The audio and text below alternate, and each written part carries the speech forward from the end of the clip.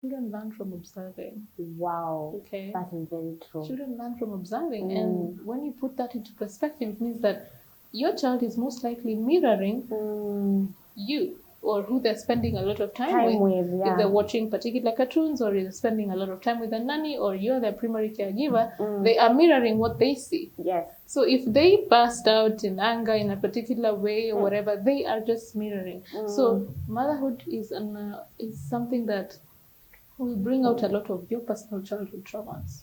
Wow. Let's talk about that.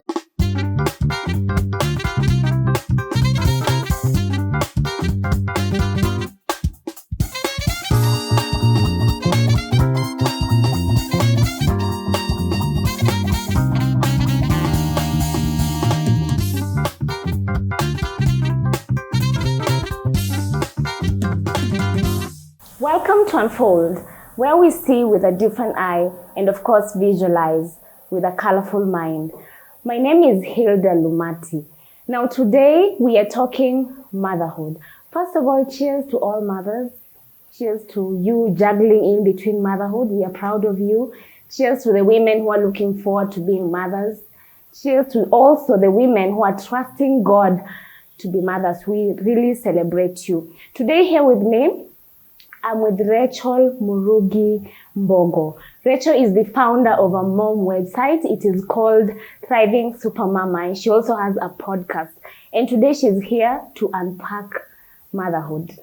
Hi everybody, my name is Rachel Murugi Mbogo, as you heard, and I am a wife to Jeff Dindy, who's commonly known as Present Fatherhood Online. And I have two sons. My eldest is 4 years and the other is 2.5. So I am, a juggling mom. I do work from home and stay at home, and running the website Thriving Supermama has been something that has been pushing me through the hard days and the easy days as well, as I hope to encourage millennial moms to find it a bit easier in their motherhood journey. Rachel, you're so much welcome to Unfold. Thank you so much. Thank you for coming. I'm excited. There's a quote someone said, a woman is like a full circle. Within a woman, there's the power to create, the power to nurture, and the power to transform. That's true. And basically, I can equate that to motherhood. You are the founder of a beautiful website, mom website, and podcast. It's called Thriving Supermama.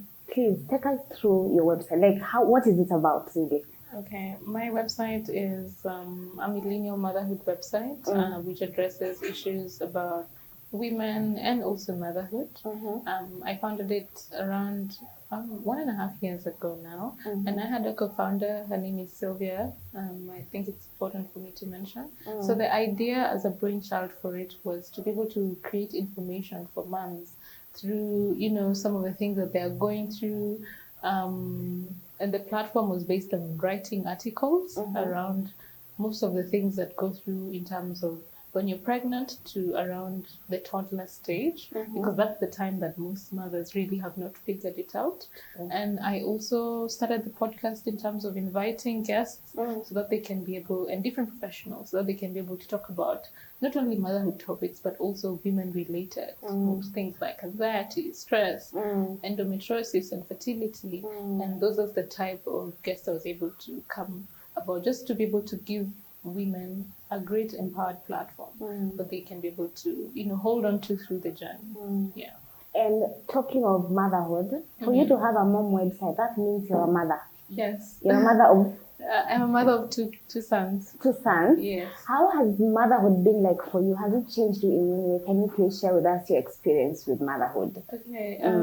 I became a mom immediately after university, and it changed me, I think, in all spheres, to be honest. Well, it changed my body, of course, and I had to deal with the usual postpartum body awareness. You're thinking, my body has changed, your bosom is not the same or whatever.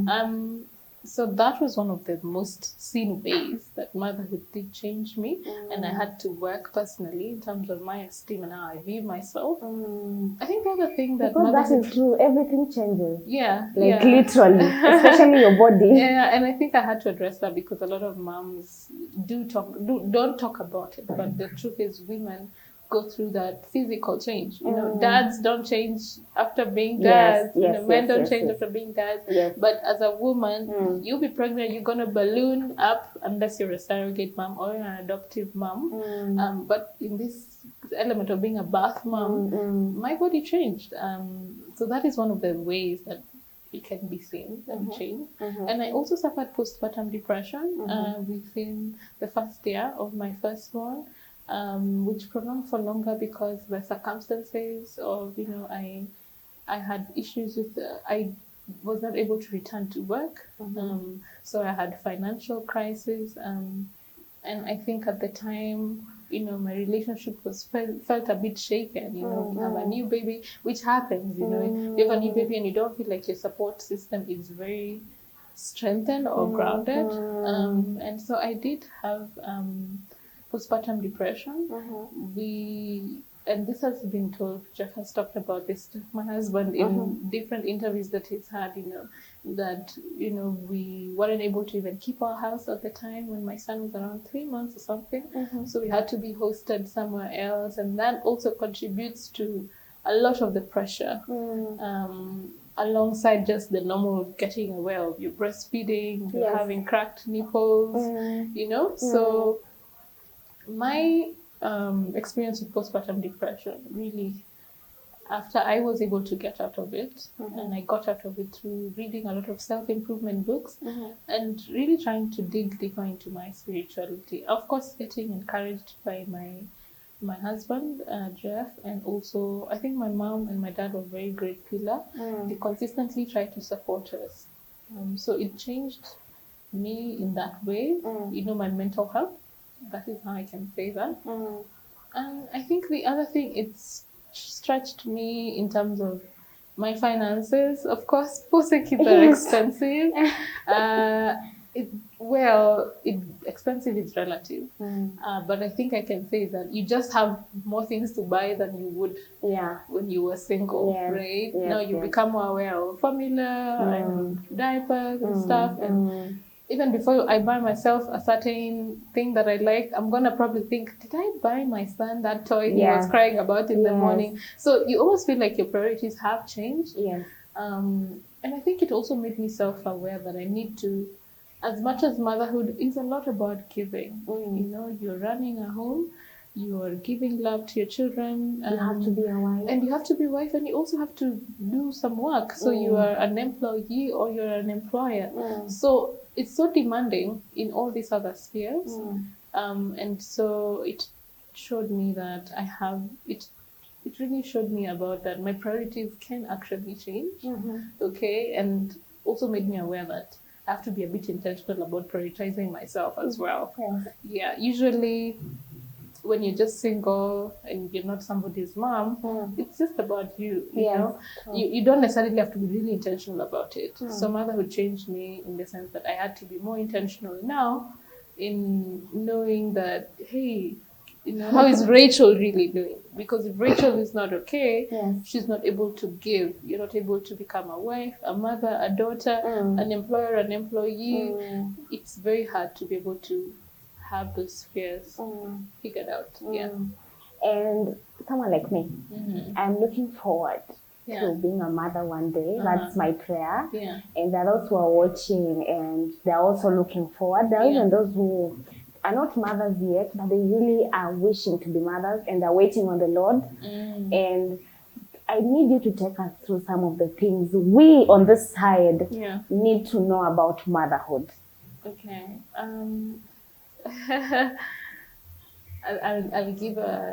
I'll start by saying, when I was pregnant, there was this friend of mine who, we were pregnant together, but she had already a baby earlier.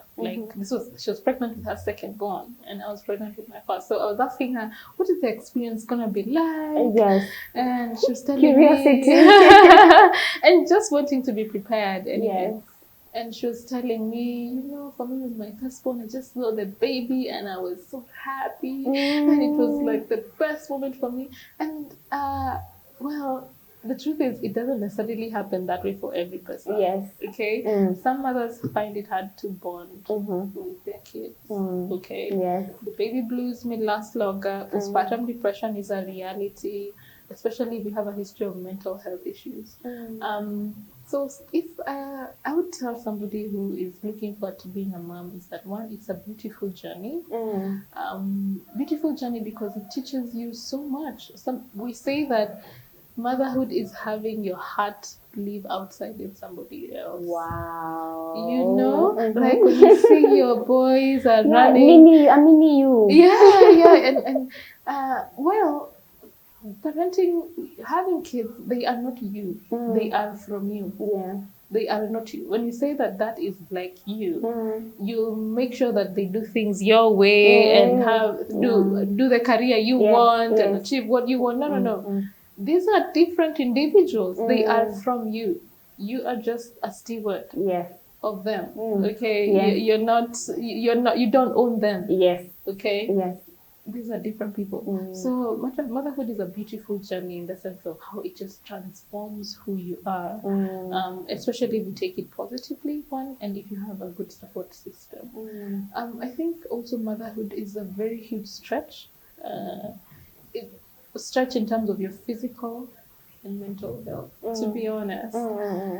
I mean, nobody exposed you to dealing with tantrums on a daily or, you know, when you're alone. But when you now become a mother, it exposes you to dealing with behavior of other people, of your kids, and also your own behavior. Funny.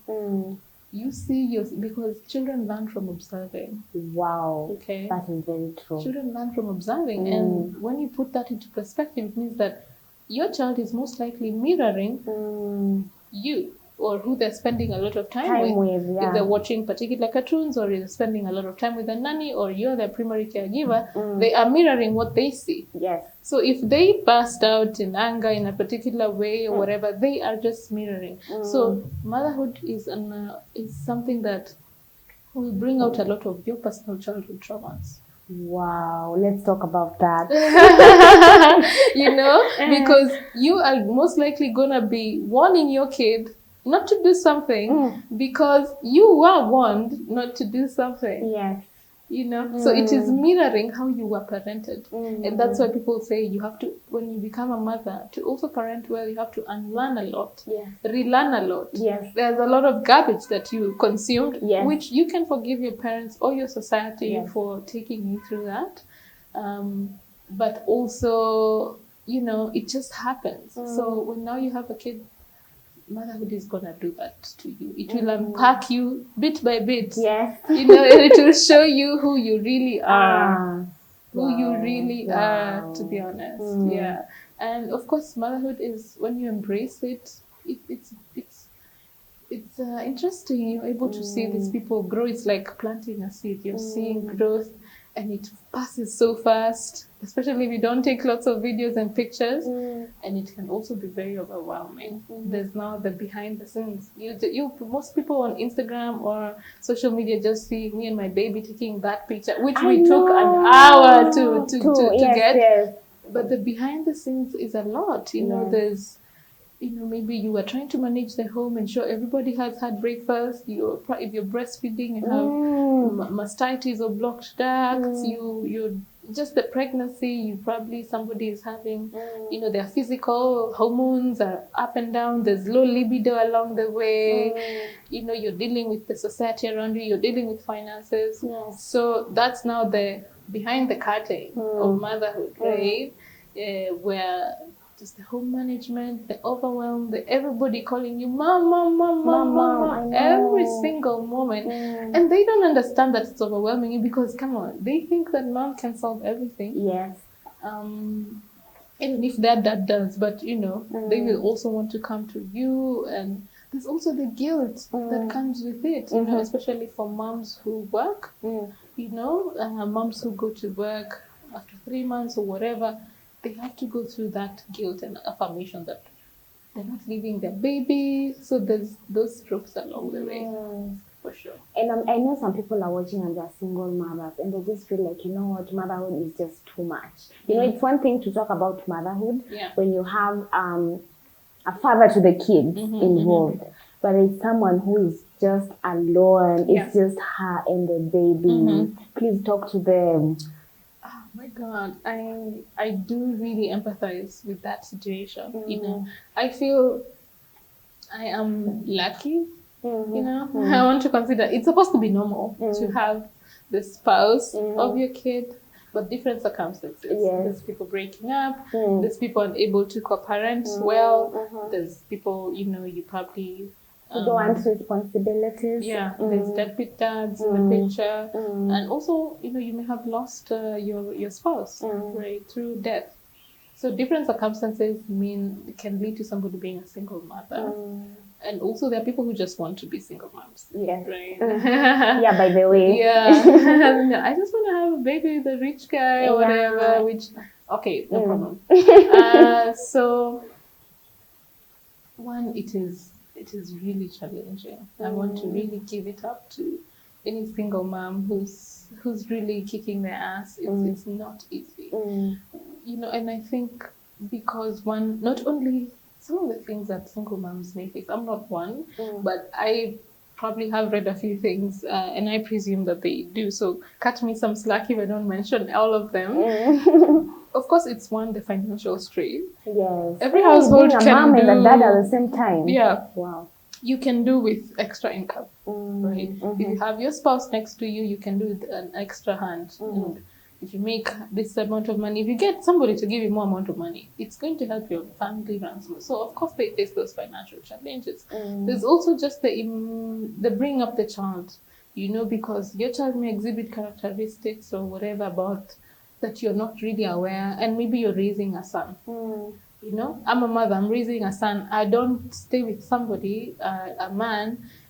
You may have this, you don't know what to do when. Unlike when I have the father of those kids. Because, for example, let me give an example. My sons, you know, they're young, but you know, because they're boys, they get erections, whatever, you know, just as they grow up. It's normal. It's just a normal man anatomy. So the first times I was wondering, okay, what do I do? Because my son is saying, okay, mommy, you know, I don't know whether he's saying that he's uncomfortable. He's showing that he's uncomfortable. Because even him, he doesn't really know. And so I asked the dad, what is this? What happened? You see, I was able to let him handle that, or rather get at least somebody to help me through that. Because if I was a single mom, I don't know, I'd probably have called my dad to ask. A bit challenging, right? But you see, those small things make parenting easier for somebody. So of course a single mom gets that hit, but they feel like they don't have another arm of support in terms of just parenting and making a few decisions. I think the other thing is, you know, just the emotional overwhelm of it. Although in terms of, let's say you come with a baby home, and of course there's sleepless nights with that, the first 3 months or something before you get your child in a sleeping routine or whatever. As a single mom, it is really challenging. You know, like you're the one you're told to sleep when baby sleeps, but your baby probably has colic and so much. But if you have a present spouse, you just tell them, hey man, I want to rest. Can you? Just 20 minutes. You know. And that is a privilege that a single mother may not be able to have. So I do. It's a very hard task, and big up to all the single moms who are really trying to hold it down. It's definitely not easy. My content is also geared to just also empower single mothers as well, just because they're really trying. They are. It's not easy. Parenting, it took 2 to tango. It took a sperm and an ovum to form that baby. So when you just leave all the responsibility to the ovum side, oh my goodness, it's a bit challenging. Very challenging. Let's talk about the challenges mothers face. Chini ya maji, they don't talk about it, and it's really affecting their mental health. One of them is mostly just the physical. The physical yes. sense. How you change with the person.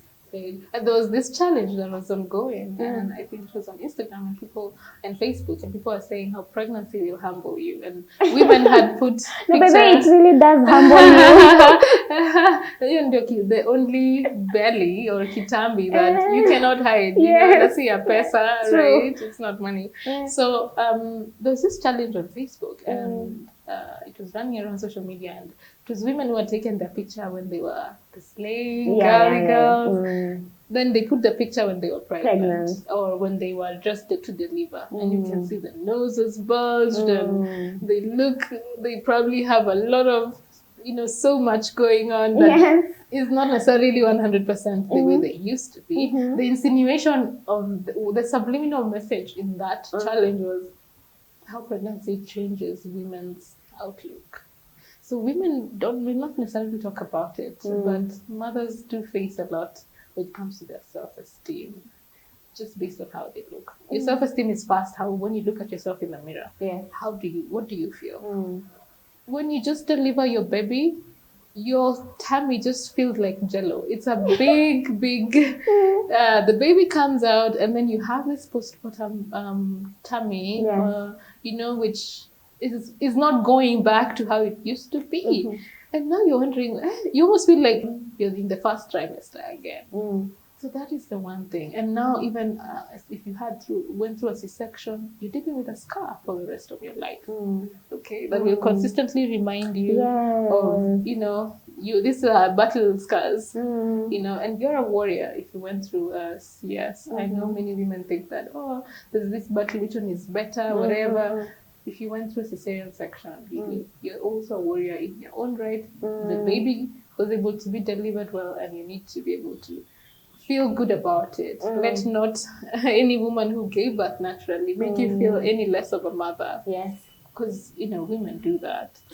So your body image, just how it changes. And so you find that after we are struggling to get a good routine of exercise, and it's because you want to really work and tone up and become less of how you are and more of who you used to be in a maybe more toned body, because also you're breastfeeding and you're licking milk, you're just oozing so many things at the same time. And now your body form definitely changes. That is one of the key challenges that women just face. And this one now they're able to handle it through, you actually start thinking about self-love from the self-esteem of the body perspective, Do you really love your body? And also you see your husband or your spouse or your partner is going to also be like, okay, what happened? Because this is a different woman. And most of us men change actually when you've given birth. Yeah. And probably they don't think it's sexy anymore. And that also to a certain degree does affect how we feel about ourselves. It does, let's be honest. I think the other thing that affects the women's mental health, it's just the overwhelm that comes with taking care of a baby. Okay. It takes a village, but the truth is not everybody has a village around them. Okay, and one of the reasons why I was able to even create my village so that when you read those articles, you feel that you have a village of people you can subscribe to. You're not facing this working from home during COVID and having toddlers run around you alone. So moms go through a lot of mental health strain because of just that loneliness and overwhelm that comes with motherhood. As I said, you're trying to juggle the baby and ensuring the baby is well fed straight on from, let's say you carry a pregnancy to time you deliver. There's now the pressure of breastfeeding. And when you go to the clinics, it's just about, is your child adding more weight? If they're not adding more weight, you're like, you're not a good mom, is your child breastfeeding well, or maybe you're lacking milk, and now you have to think about supplementing. So you're checking about your diet, and then now your baby is probably allergic to a number of foods when you start weaning, and there's illnesses that hit the baby, you know, and maybe you're employed and you have to deliver at work, and not very many employees are able to be very understanding to mothers with young children. I have personally experienced it. On both fronts, a good boss and not a very good one. And then also just the concept of you also have your home is demanding, you know, you're also, women today and mothers today are also feeling that they are equal contributing partners in terms of finances in their home. Right? It's not like before where a lot of women may not really have put a lot of effort. Okay, they did put effort, but it wasn't like today. It's more like an egalitarian kind of union where it's 50-50, you know.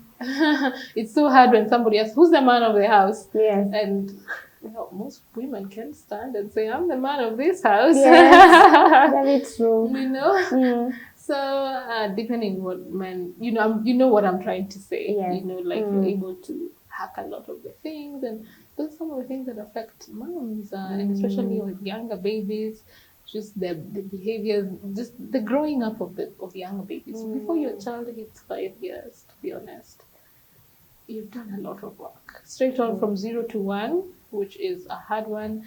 Sleep deprivation you have as a mom, you're not sleeping enough. You're trying to help your kid. Then there's the weaning stage. Then now 1 to 2 is the baby's crawling about, and you're trying to child-proof the house, and so they don't get electric shocks or whatever in the house. You're probably dealing with nanny issues, and these days it's very hard to get a reliable caregiver, you know, which is very overwhelming. Imagine you're a working mom, and then you hear from your neighbor that your nanny left the kids. Or you probably put a nanny cam, and those things give mothers a lot of pressure. You put a nanny cam in your home, and you're seeing your kid is being mistreated or is not treated well, and it's becoming more and more hard to build a good relationship with your caregiver, you know, and your domestic worker, and it's very challenging for moms. So you have a job tomorrow it's on Sunday. Let's assume it's on Sunday. You're supposed to report to work tomorrow at 7. Your house manager left at Sunday at noon. You need to make a call and get a total stranger to come to your house by 7 so that you orient them between 7 and 9. You sleep, and then you leave them with the baby and your house.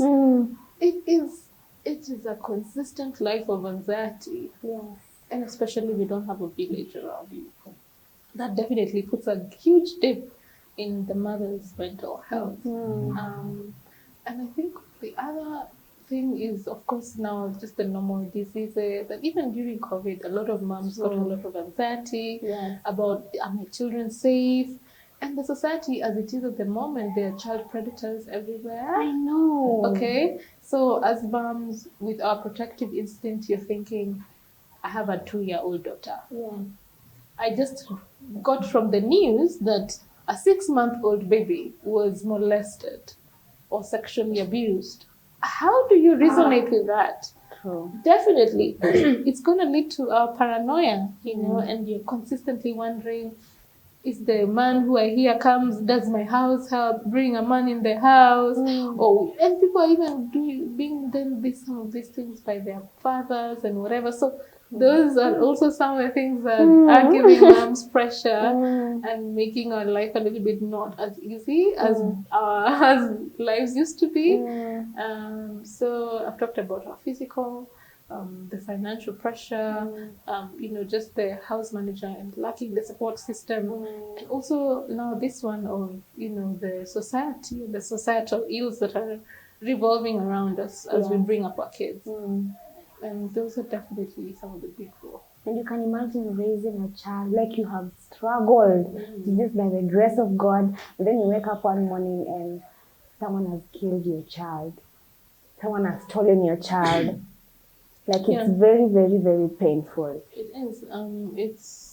There's, you know, there's no reverse button. There's no reverse button. It's an undoing of so many rights that you did as a mom, and I think you get asked so many questions which you have no answers to, and it's a very hard step to be at. Yeah, my heart goes out to them.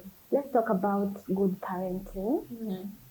To all the mothers who are watching, and those that are aspiring to be mothers, how do I become a present mother to my children, my home, my family? How do I do it?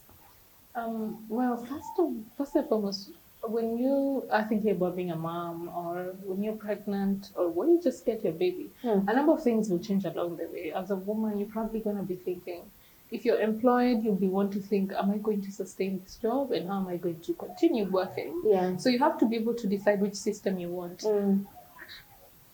You are the one to decide. I'm telling women, they are the ones to decide, because there are instances where their husbands are the ones who decide for them, but which is a reality. But I just want to encourage any woman that the decision really lies with you. I'm encouraging them. It does. So you have to decide what would you'd like. One, would you like to be a stay-at-home mom? That is, you want to raise your children full-time, be a primary caregiver, and that would have it's different implications. It means, how do you make money if you need to make money?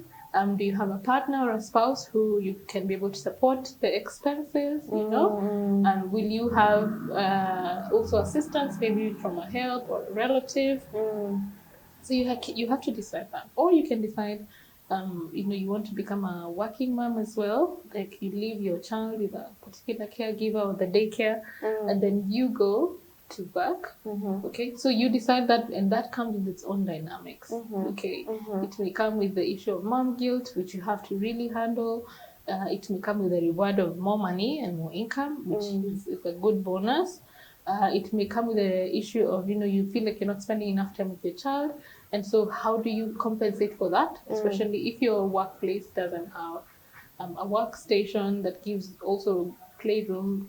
Like, the way by law it's required to have a place where kids are, right? So when you work, you go. It also comes with issues of, like, you have to pump milk, maybe, and freeze milk, in comparison to the stay-at-home mom who may just decide to be breastfeeding because they're there, baby's there. So those are some of the things that you have to decide, so that you get to know which one works well for you. And all of them, as I said, have their own implications. Rachel, I want you to talk to someone who's watching, and she's in that motherhood season, and they feel like they're giving up, they're tired, they feel like motherhood is too much. And I have seen people go dispose their children, especially after giving birth. You've heard of these cases that people just dispose their children somewhere. There are people who are feeling they can't handle that. Please talk to them and kindly encourage them, please. Well, first of all, I definitely empathize with that situation. It's a hard place to be at. I'm validating your feelings. It's actually a normal cycle of motherhood. I don't think there's any mom who can put their hands up and say, hey, I've not had a rough time. But in the scale of rough times along motherhood, there's the rough time that's 5%, 10%, 20%, and there's some of us who are going through the rough time, 99, if not 100%. And if you're going through this season, one, it's to say that you, first of all, just understand that, affirm yourself that you're a good mother. You're a good mom. Just because you lost your job or whatever does not make you a bad mother. Neither do I think that your children think that you're a bad mother as well. So that self-affirmation of telling yourself something positive about yourself really matters. The other thing is, look around you and see, how is your support system? I know and I'm aware that not every mom has a great support system. Maybe you feel like your in-laws are not, or your friends are not, and you're probably going through the haze, because people with a better support system are able to navigate the hard seasons easier. So you have to identify, where can I be able to plug into a better support system? Is it a community group of moms around you? Is it a social media group? These days you can have a great support system that's purely online, and you're able to just connect with strangers and bring out your issues. And also, what resources are you consuming, to build you up? I always say that you cannot give from an empty cup. Motherhood is really about giving. And one of the reasons why we feel extremely overwhelmed is because, you're constantly giving, but you're not taking anything for yourself. So you give from an empty cup until, it's the last straw and it's really hard and you can't take it anymore. So you've got to ask yourself, what am I taking in to enrich myself? And that also involves, are you plugging into a spiritual community, or, am I leaving the bad things that make me feel bad, or toxic people or toxic relationships, so that I can improve just my sense of self, so that I can be able to become a better mother. And also just understanding that seasons come and go. You may be feeling extremely overwhelmed because you have a child or a newborn, or from 0 to 1. When you have a newborn, by the way, baby blues are very normal.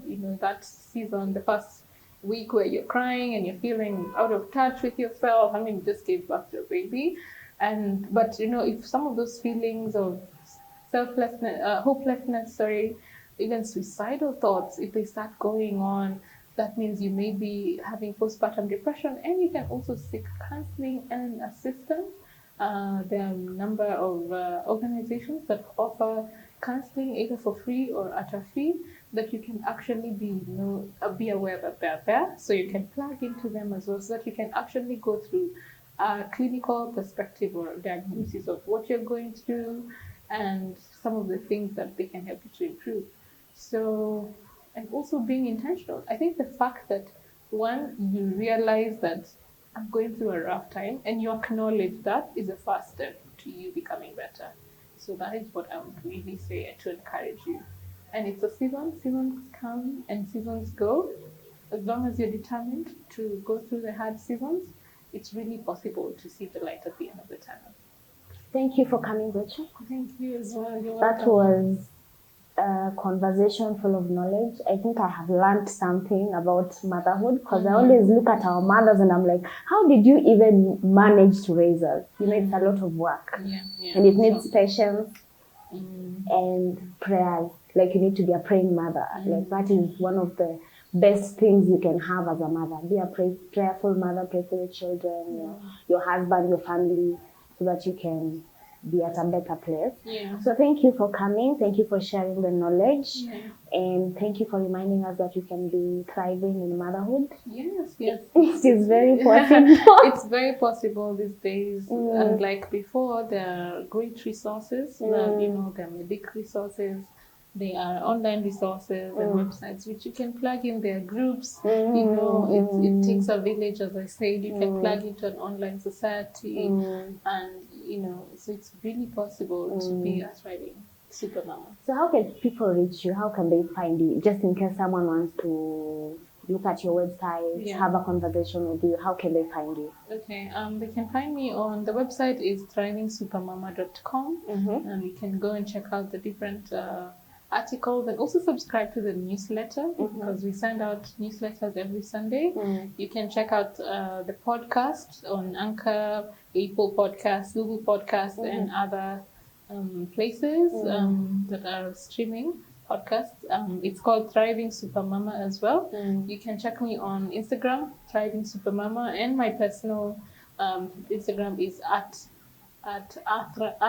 @a_thriving mama. So that's my personal one. And there's a Facebook group called Thriving Supermama Community, which you can actually join. So that is in a nutshell where if you just go to any, I'm gonna find you. Yes. Thank you so much, and I'm wishing you all the best.